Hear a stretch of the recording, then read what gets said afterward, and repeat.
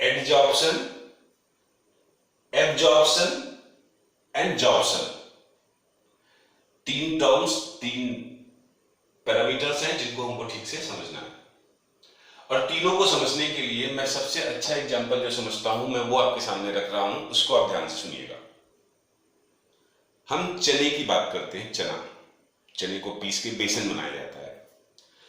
अक्सर करके आपने देखा होगा कि हम चने को जो है वो पानी में भिगोते हैं ताकि चना नरम हो जाए और नरम होकर फूल जाए। बहुत सारे लोग जो है वो सुबह भीगे हुए चने खाना पसंद करते हैं। तो चने को जब हम पानी में भिगोते हैं तो चने की पानी में भीगने की प्रक्रिया जिसके दौरान वो फूल जाती है, उस प्रक्रिया को हम क्या कहना पसंद करेंगे? एडजॉर्प्शन या एब्जॉर्प्शन। हमने एक सूखा चना ले लिया, ये सूखा चना है, इसको मैंने ऐसे सिंबॉलिकली यहां पर रिप्रेजेंट किया है। हमने सूखा चना ले लिया और उस चने को फिर हमने क्या किया? पानी में भिगो दिया, चना फूल गया। अब ये चना फूल गया और इसको हमें महसूस करना है कि यहां पे एडजॉर्प्शन हो रहा है या एब्जॉर्प्शन हो रहा है, एब्जॉर्प्शन। तो इसको समझने के लिए हमने इसको और इसका बड़ा प्रारूप देखा, इसके और बड़े रूप को देखा। इसके बड़े रूप को मैंने यहां बनाया हुआ है। हम महसूस करेंगे कि चने के अंदर के जो सॉलिड पार्टिकल्स हैं, चने के अंदर के जो सॉलिड पार्टिकल्स हैं, जिसको हम बेसन भी कहते हैं। चने को पीसने के बाद वो बेसन बन जाता है। तो बेसन तो आटे की तरह हमने देखा होगा, जैसे आटा गूंथा जाता है वैसे बेसन भी गूंथा जाता है। तो चने के पार्टिकल्स, चने के अंदर सॉलिड पार्टिकल्स होंगे, ये तो बात समझ में आ गई। उसको बेसन के पार्टिकल भी बोल सकते हैं।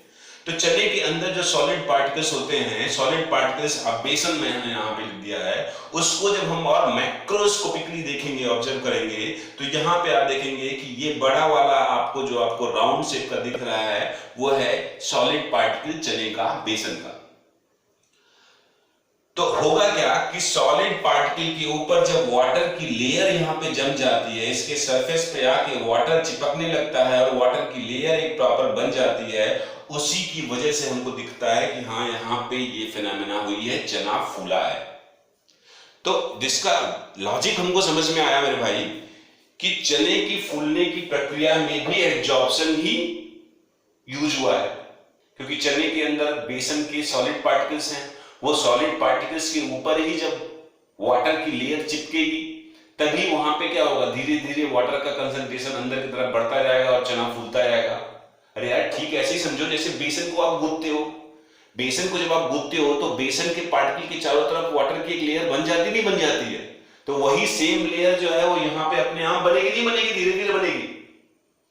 तो यस, आपको ये समझ में आ गया कि चने के फूलने के दौरान भी चने के अंदर के जो सॉलिड पार्टिकल होते हैं उन पे वाटर का एडजॉर्प्शन होता है, एडजॉर्प्शन होता है, वाटर की लेयर वहां पे जाके चिपकती है।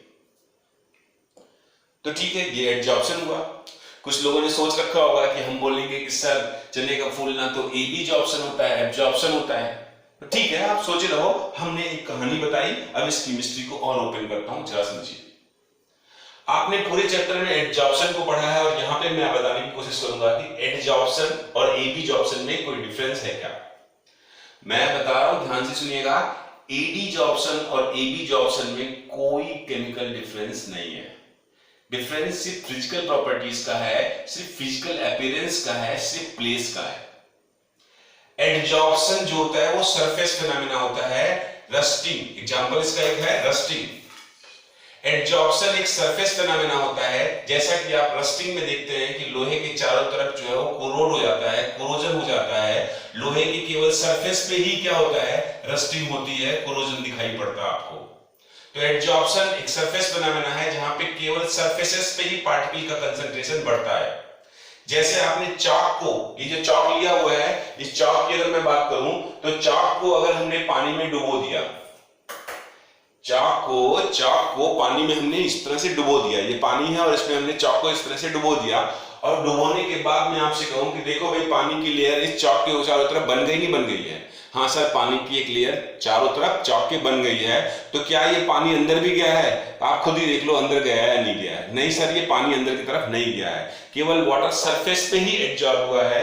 तो चाक को भी अगर हम पानी के अंदर डिप कर दें, डुबा दें, तो वहां पे भी केवल वाटर सरफेसेस पे ही चिपकेगा। इसलिए आपको ध्यान रखना चाहिए कि एब्जॉर्प्शन सरफेस फिनोमेना होती है जहां पे धूल के पार्टिकल्स या कोई एडजॉर्बेट केवल सरफेस पे आके चिपकते हैं। द कंसंट्रेशन ऑफ सब्सटेंस, जहां पे concentration of substance always increases at the surfaces.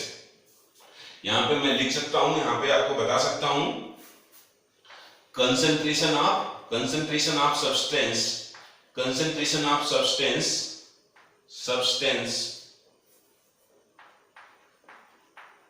increases on surface, on where? surface only।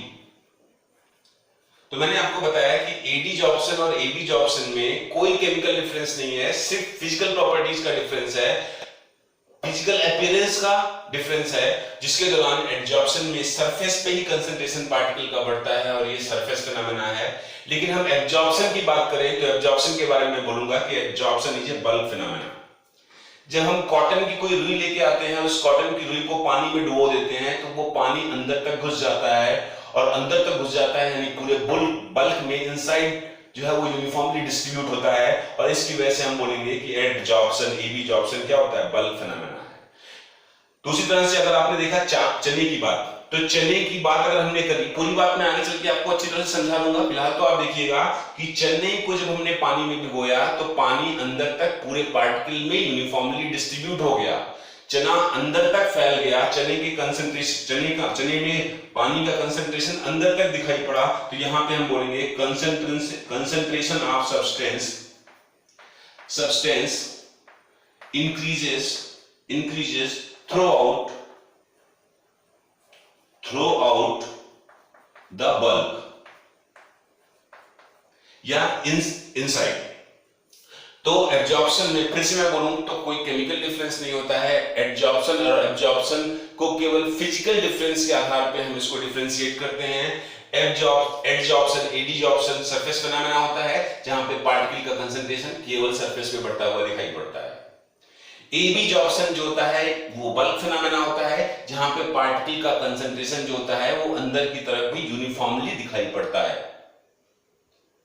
तो ठीक है, एडजॉर्प्शन और एब्जॉर्प्शन हमको समझ में आ गया सर। ठीक है, हमको लिखने के लिए हम लिख देंगे कि यहां पे सरफेस पे होता है और यहां पे अंदर तक होता है, बल्क फिनोमेना है। सर एबी जॉब्सन का कारण क्या होता है? अगर आपने कहानी को ठीक से पूरी तरह से सुना होगा तो समझ में आएगा सर। काज ऑफ एडजॉर्प्शन जो होता है वो क्या होता है? काज एब्जॉर्प्शन का भी कारण, एबी जॉब्सन का भी कारण क्या होता है? एडजॉर्प्शन भी होता है। The answer is what? Answer is adsorption. यानी अगर कोई पार्टिकल्स जो है वो कहीं पे एबी जॉब्सन आपको दिख रहा है तो मान के चलिए वहां पे एडजॉर्प्शन भी हुआ होगा, और अगर एडजॉर्प्शन हुआ होगा तो ऐसी प्रोसेस जहां पे एडजॉर्प्शन और एब्जॉर्प्शन दोनों ही दिखाई पड़े उसको हम क्या बोलेंगे? That phenomena is called as Jobson. The phenomena in which both adsorption and absorption takes place. तो hope you understood। आप कभी भूलेंगे नहीं कि जब हम चने को पानी में भिगोते हैं तो दरअसल एडजॉर्प्शन और एब्जॉर्प्शन दोनों ही होता है, जिसकी वजह से उसकी स्वेलिंग की फिनोमेना होती है। Thank you, this is Praveen signing out, until we meet again.